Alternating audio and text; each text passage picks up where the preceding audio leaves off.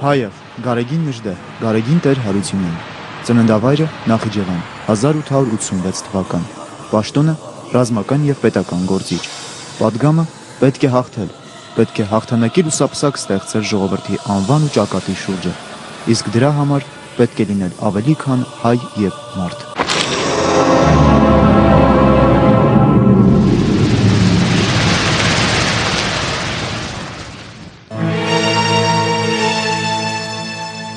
Գարեգին Նժդեհ, հայոց պատմության հոլովույթում մեր նվիրական անունների շարքում իբրև գաղափարական և կազմակերպական հերոս առաջնորդ վեր է հառնում նրա կերպարը։ Նժդեհը մեր պատմության այն եզակի դեմքերից է, ում մեջ ներդաշնակորեն միաձուլվել են զինվորականն ու մտածողը, ազգային բարոյախոսն ու քաղաքական գործիչը, և ով իր հայրենանվեր կյանքով դասվում է հայոց մեծերի շարքը։ Նա 20-րդ դարասկզբի այն անձանցից է, ովքեր պատմություն կերտեցին իրենց պետական մտածողությամբ ու հայրենիքի սիրո անվերապահ նվիրումով։ Ռազմական հմուտ գործիչը հայոց նոր ռազմահոգեբանության հիմնադիրը դարձավ։ Գարեգին Նժդեհը, նույն ինքը Գարեգին Տեր Հարությունյանը, ծնվել է 1886 թվականի հունվարի 1-ին Նախիջևանի Գավառի Կզնութ գյուղում։ Մանուկ հասակում կորցնում է քահանա հորը, և 4 երեխաները մնում են մոր խնամքին։ Նա սովորել է գյուղի ծխական դպրոցում, Թիֆլիսի ռուսական գիմնազիայում, 2 տարի ուսանել Պետերբուրգի համալսարանի իրավաբանական բաժնում։ Զինվորական կրթություն է ստացել Սոֆիայի պետական ռազմական ուսումնարանում։ Այստեղ նա տպագրվում էր թերթերում և գրքույկներ լույս ընծայում։ Սիրելի մայրիկ և եղբայր, վերջապես ստացա ձեր նամակը, որն ինձ շատ ուրախացրեց։ Փառք Աստծո, որ ողջ եք։ Ես էլ եմ ողջ առողջ։ Սիրելի մայր, որքան ուրախ եմ, որ դու ինձ այսքան տխուր ու տրտում ես ծնել։ Ինձ կնքած քահանան շատ է սխալվել, որ անունս Դարդունի չի դրել։ Լևոն ջան, շուտով լույս պիտի տեսնեն իմ բանաստեղծությունները, թվով 70, որոնց մի մասը գրել եմ Սոֆիայի ազատ մթնոլորտում։ Ես Սպայից դպրոցում եմ, որտեղ ուսանողները սովորում են միայն 1 տարի, սովորում եմ դաշնակցության հաշվին։ Գարեգին Տեր Հարությունյանը պատանի տարիքից նվիրվել է ազգային ազատագրական և կուսակցական պայքարին։ 1907 թվականին անդամագրվել հայ հեղափոխական դաշնակցությանը։ Երիտասարդ Գարեգինը հեղափոխական ազատագրական պայքարի մկրտություն է ստացել Պարսկաստանում, որտեղից 1908 թվականին գրած նամակներից մեկում առաջին անգամ նշվում է Գարեգին Տեր Հարությունյանի Նժդեհ պանդուխտ օտարական մականունը։ Եղբորը Լևոնին ուղղված նամակներից մեկում Նժդեհը գրում է. Սիրելի Լևոն, ես հեղափոխական անհատականություններից մեկն եմ և այժմ աշխատում եմ հեղափոխական բնագավառում։ Ես շատ եմ կապված ինձ վրա դրված գործերին, որի պատճառով չեմ կարող գործը թողնել հեռանալ։ Սա աքսիոմա է։ Մայրիկը հիվանդ է, ես դա գիտեմ ու հոգիս ցավում է։ Նրան սարսափելի շատ եմ սիրում։ Հարգում եմ իմ մարտիրոս մայրիկին, բայց միթե մայրիկն ուզում է, որ ես հեղափոխական գործը թողնեմ գամ, որպեսզի հետո ընկերներիս ու իմ ամբողջ կազմակերպության առաջ դառնամ ատելի ու նողկալի անհատ։ Հուսով եմ մայրիկը կլավանա։ Ազատության ու հավասարության բոլոր աստվածները կուզենան ու կօգնեն մորս։ Նա իր ողջ կյանքում, թե տվյալ տարին և թե հետագա գործունեության ընթացքում, իր ողջ գործունեությամբ եղել է հայ լեզվամտածողության և հայ գաղափարախոսության կրողն ու հանուն դրա մաքարողը։ Լինելով դաշնակցության նշանավոր գործիչ Սամսոն Թադևոսյանի օգնականը, Նժդեհը մասնակցեց Պարսկաստանում ծավալված հեղափոխական շարժմանը։ Զենք և ռազմամթերք տեղափոխելու համար նա 1909-ին վերադարձավ Կովկաս, որտեղ էլ ձերբակալվեց ցարական իշխանությունների կողմից։ Բանտարկյալի հարցաթերթիկում Գարեգին Նժդեհն իր մասին տվել է հետևյալ տեղեկությունները. Տեր Հարությունյան Գարեգին Եղիշի, ծնված 1886 թվականին, քաղաք Նախիջևան, Երևանի նահանգ։ Զբաղմունքը և մասնագիտությունը լրագրող, ազգությունը հայ։ Նկատենք, որ այս և մի քանի այլ փաստաթղթերում Նժդեհը իր մասնագիտությունը նշում է լրագրող։ Ինչպես հիշար ժամանակահատվածում, այնպես էլ հետագայում Նժդեհն անտարբեր չէր լրագրության նկատմամբ և թղթակցում էր մի շարք պարբերականների։ Նժդեհը բանտարկության ժամանակ մորն ու 6 քույրերին արգելել էր այցելել իրեն։ Այդ բանտարկության մասին նա հայ մայրերին բնորոշող բավականին հուզիչ մի պատմություն է հիշում։ Կալանավոր էի ցարի օրով և մայրս ամեն կիրակի ինձ այցի կուգար հեռավոր գյուղից, կուգար ոտքով, իր նյոբեական վշտից ազդված կզայրանայի, որ ինձ համար կնահատակ էր իր անձը։ Ինչ կպատասխաներ, կարգ նստեմ, կարգ վայելեմ, երբ շղթայակիր ու զրկանքների մեջ ես դու։ Դեպի քաղաք ճամփա ընկնելուց առաջ կպատմեն քույրերս։ Մայրիկը հսկում է, կանգնում տիրամոր առջև, արյուն լալիս, կուրծքը եկեղեցու քարերին քսում, մինչև որ արյունեն ստինքները։ Խեղճքի։ Կուզե որ քարերն էլ զգան իր ցավը։ Ահա մայրը, որի նման են բոլոր հայ մայրերը։ Նժդեհը 1910 թվականի վերջերից մինչև 1911 թվականը գտնվել է տարբեր կալանավայրերում։ Նժդեհի ձերբակալության արդիվ է, որ 1909 թվականին նրան զոնում են Արազի ափին ծնած ընկեր տողերով սկսվող հայտնի երգը։ Նժդեհը 3 տարի բանտերում մնալուց հետո մեկնեց Բուլղարիա։ Ռազմական գործի մեջ նա հմտացել է 1912-1913 թվականներին Թուրքիայի դեմ բալկանյան ժողովուրդների մղած պատերազմում, երբ Անդրանիկի հետ միասին ղեկավարում էր հայկական կամավորական վաշտի ռազմական գործողությունները։ Երբ որ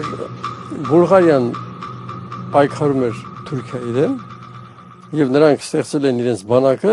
հայերը եւս ուզեցան մասնակցել հասկանալի պատճառներով Անդրանիկի նախաձեռնությամբ։ Մի խոսքով ինքը այնտեղ դարձավ որպես սպա հայկական այդ զորաբանակ չի կարելի ասել, զորաճոկատի հրամանատարը։ Այնտեղ շատ մեծ հնարավորություններ ուներ ինքը եւ բազմաթիվ օտար ռազմական գործիչներ, հիմնականում իհարկե բուլղարացիներ, շատ զարմանում են նրա այդ մեծ տաղանդի վրա։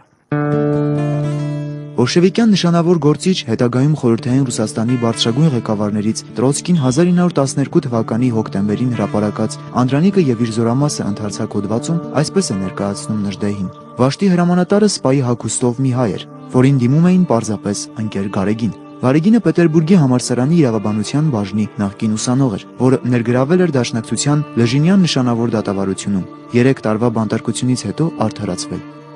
Նա Սոֆիայում անցել էր զինվորական ուսումնարանի դասընթացները։ Գարեգինը բանաստեղծ էր, հռետոր եւ ռազմիկ։ Գարեգինը իզուր չէ, որ ջոկատին օրական 10 ժամ սովորեցնում էր զորաշարքային արվեստի գաղտնիքները։ Շատ հրամաններ տարուց եւ խոսելուց նրա ձայնը խրպոտել էր։ Նա ջերմ ու տենդ ունեցողի կերպարանք ունի, եւ նրա սև կապույտ մազերը մրկացու պալիքներով դուրս են ցցվել սպայական գլխարկի տակից։ Նժդեհի Անդրանիկի հետ համախորհուրդ հայկական կամավորական գումարտակով ամենից ակտիվ մասնակցություն ունեցան Բալկանյան առաջին պատերազմի ժամանակ եւ հայ մարտիկների սխրագործությունները ըստ արժանվույն գնահատվեց բուլղարական պետական եւ ռազմական հրամանատարության ղեկավարության կողմից։ Գարեգին Նժդեհի մասին բուլղար ականատեսը գրում է. շարքային զինվորների վերաբերմունքը իրենց վաշտի հրամանատար փոխպորուչիկ Գարեգին Նժդեհի նկատմամբ նման չէր սովորական պետի հանդեպ ունեցած հարգանքի, այլ ինչ որ առանձնահատուկ ակնածանքի, կարծես ինչ որ գերագույն էակի առաջ։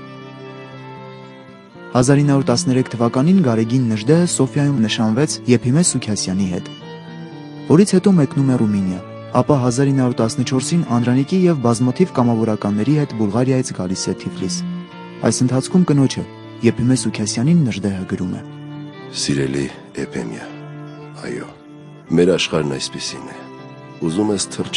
թռչել վեր, ավելի վեր, հեռու, դեպի արևը, բայց այս անխիղճ աշխարհը ջարդում է թևերդ ու ձեռքերդ եւ ստիպում է սողալ։ Ուզում ես ազատ լինես, Աստծո ստեղծած աշխարհին նայես ազատ, բայց այդ անսիրտ աշխարհը քո վրա ծանր լուծ է դնում, վերածում է ստրուկի եւ ստիպում է սողալ։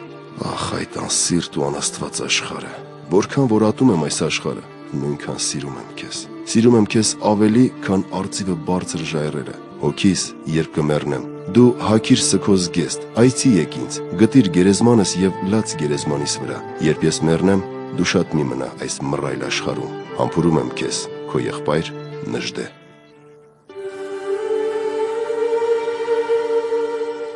Գարեգին Նժդեհն առաջին աշխարհամարտում եղել է հայկական երկրորդ կամավորական ջոկատի փոխհրամանատար։ 1915-16 թվականներին նա աչքի է ընկել մի շարք կռիվներում ու արշավանքներում։ 1915 թվականի մայիսին մասնակցել է Վանի ժամանակավոր ազատագրմանը։ Հովհաննես Դևեչյանը վկայում է, որ Նժդեհն այդ շրջանում զբաղված էր նաև կամավորական ջոկատներ կազմելու դժվարին գործով։ Ալեքսանդրապոլի ամրոցային գումարտակում ծառայելիս գրում է ականատեսը. երբ Ռուսաստան գնացող զորքը թալանում էր Բերդի արսենալը, հայ զինվորական միությունը, որի նախագահ Նամասիա Սուքասյանն էր, երկար տանջվում էր Բերդի փրկության ճամփան գտնելու համար։ Նժդեհին կարգադրվեց Բերդը գրավել ռուսներից։ Նժդեհը 3 ժամում հավաքեց մոտ 60 ամեն տեսակի ու հագուստի ուսանողների եւ բոլորովին անաղմուկ գրավեց Բերդը։ Երբ սկսվեց առաջին համաշխարհային պատերազմը եւ Կովկասահայության շրջանում կազմակերպվեցին կամավորական գնդեր, Նժդեհը նույնպես ակտիվ մասնակցություն ունեցավ կամավորական շարժման եւ դրոյի ղեկավարած գնդում, կամավորական գնդում փոխհրամանատարներ։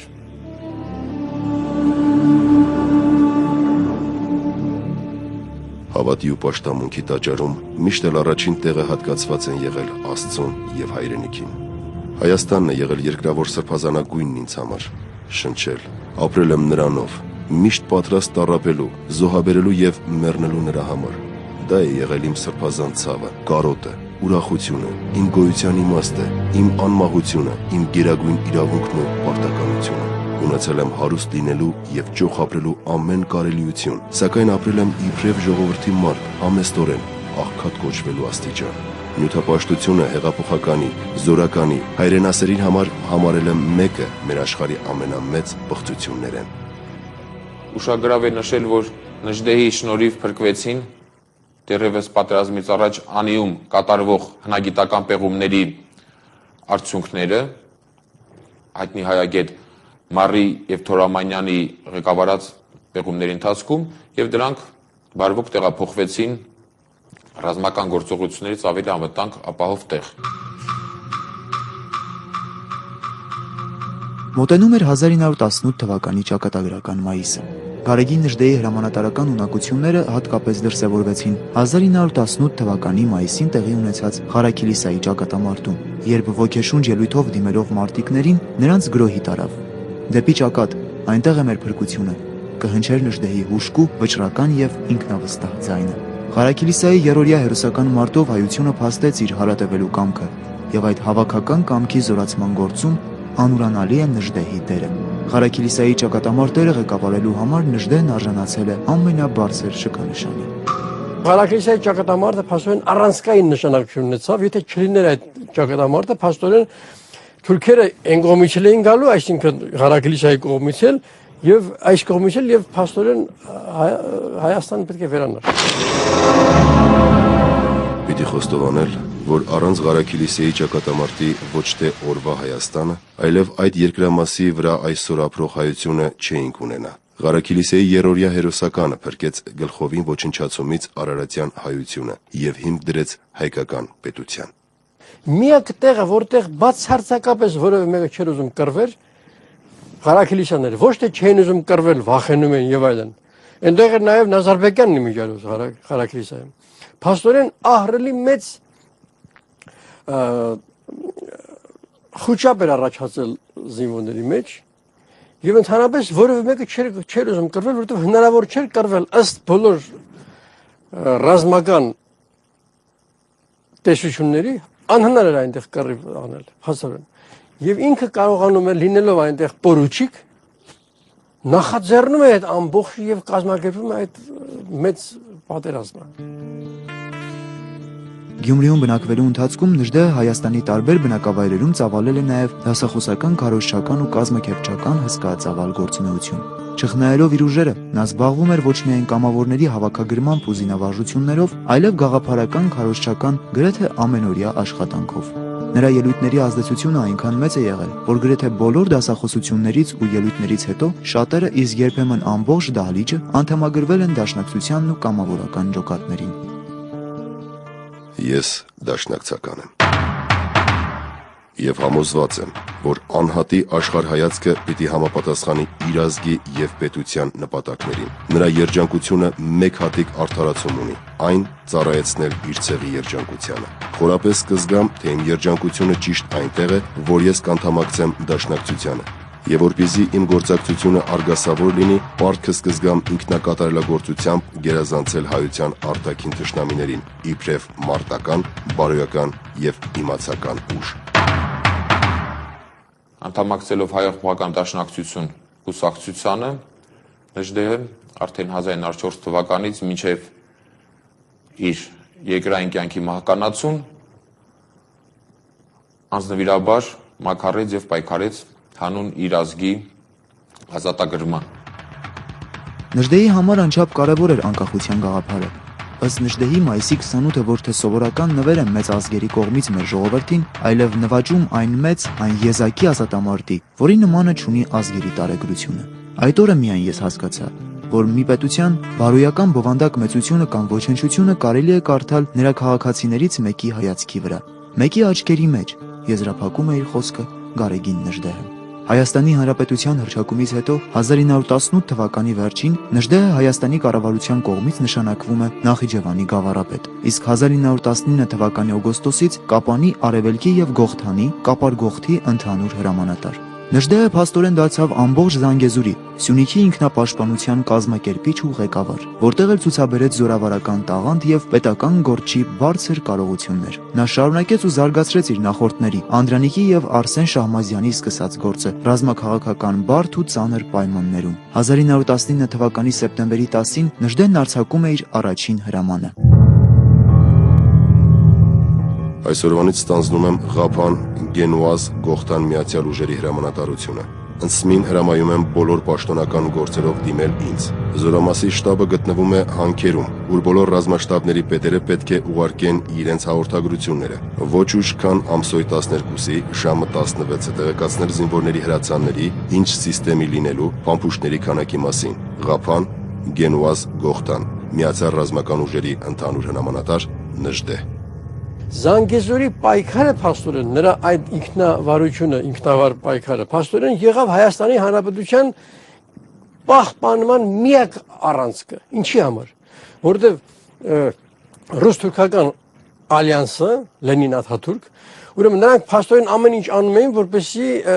Զանգեզուրը հանձնեին Ադրբեջանին եւ պարտադրել են Հայաստանի կառավարությանը, Հայաստանի Հանրապետության կառավարությանը, որպեսզի նա Զանգեզուրը հանձնեն։ Իբր թե ռուսներին են հանձնում, բայց հասկանալի է։ Եվ ինքը փաստորեն կանգնեց եւ ասաց ես չեմ ենթարկվում։ Եվ կարողացավ նորից անելանելի վիճակում նա կարողացավ պաշտպանել դա։ Զանգեզուրը իր աշխարհագրական դիրքով Ղարաբաղը եւ Նախիջևանը միմյանց կապելով ապահովում էր Հայաստանի Հանրապետության ինքնիշխանությունը, իսկ Ադրբեջանը Զանգեզուրին տիրելու դեպքում Նախիջևանի վրայով ուղղակից համակային կապ կունենար Թուրքիայի հետ եւ կստանար համաթուրքական ծավալապաշտական ծրագրերի իրականացման հնարավորություն։ Միաժամանակ Հայաստանը 4 կողմից կընկներ թուրքական երկրների շրջափակման մեջ։ Եթե հանկարծ Զանգեզուրն էլ Նախիջևանի Ղարաբաղի նման անցներ Ադրբեջանին, Հայաստանը լորին վրա կոչվում էր չեզոք գոտի դեպտային հաստատ պետք է տային վրացներին եւ պետք է Հայաստանը մնար 10,000 քառակուսի կիլոմետր տարած, որը հնարավոր չէր որ դա դառնար հանրապետություն։ Ոչինչ չուներ Սյունիքը, գրեթե ոչինչ կռիվ վարելու համար, բայց կար ստեղծված վիճակի լրջության, ինչպես եւ իրեն ընկած դերի բովանդակագիտակցությունը, կար ներցեղային բարոյական զենքերի զենքը, հրաշագործ։ Իմ զինվորը հստակորեն կգիտակցեր, թե հաշտվել Սյունիքի ապաստանած տարագրության կորուստի հետ կնշանակեր հաշտվել հայ ժողովրդի չգոյության հետ։ Դրա համար էլ նա որպես համակ պարտաճանաչություն մնաց պատնեշի վրա, երբ կվճռվեր հայ մտավորականության լինել չլինելու խնդիրը։ Այդ գիտակցությունից ահա կբխեր նրա հրաշագործ պարտաճանաչությունը, որի առջև անզոր գտնվեցին թուրք, թաթար եւ կարմիր հորդանները։ Հիմնականում եւ գերազանցապես Սյունեցու պայքարը մղվում էր սեփական ուժերով եւ Նժդեհის խոսքերով ներցեղային բարոյականով էին առաջնորդվում։ Զանգեզուրի ժողովուրդը կենաց եւ մահու պայքարի կանգնեց Մուսավաթական Ադրբեջանի նվաճողական ծրագիրը խափանելու համար։ Մուսավաթական Ադրբեջանի քաղաքականությունը անփոփոխ ժառանգեց խորհրդային Ադրբեջանը, թիկունքում ունենալով խորհրդային Ռուսաստանի նրա 11-րդ կարմիր բանակի օժանդակությունը։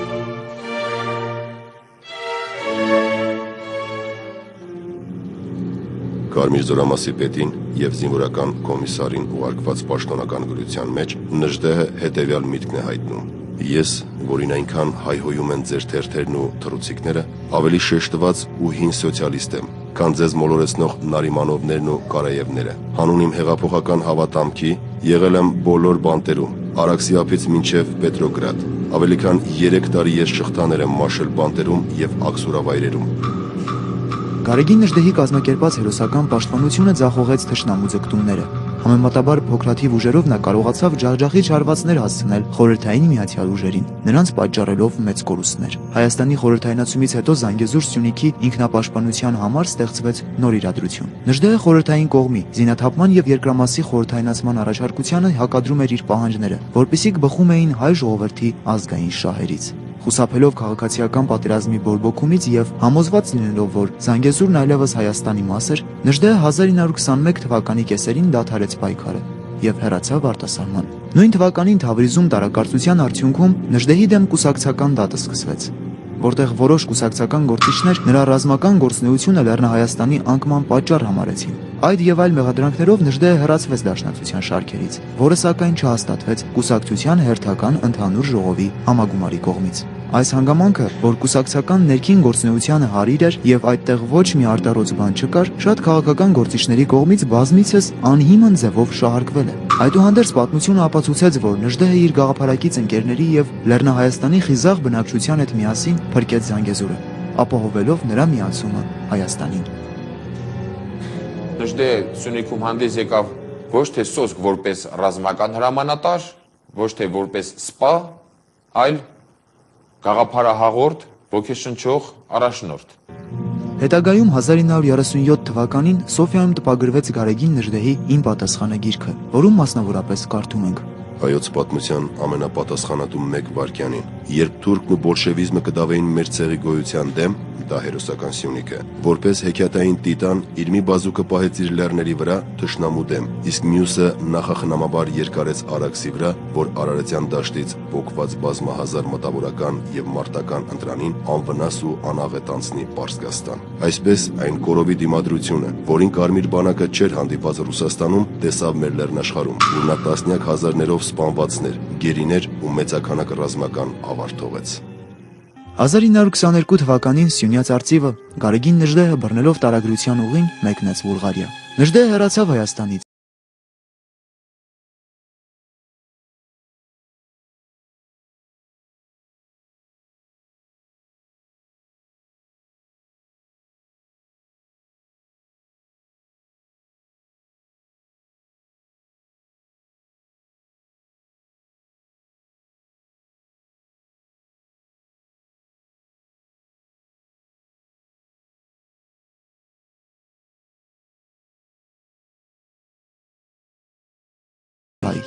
Էլի Հայաստան։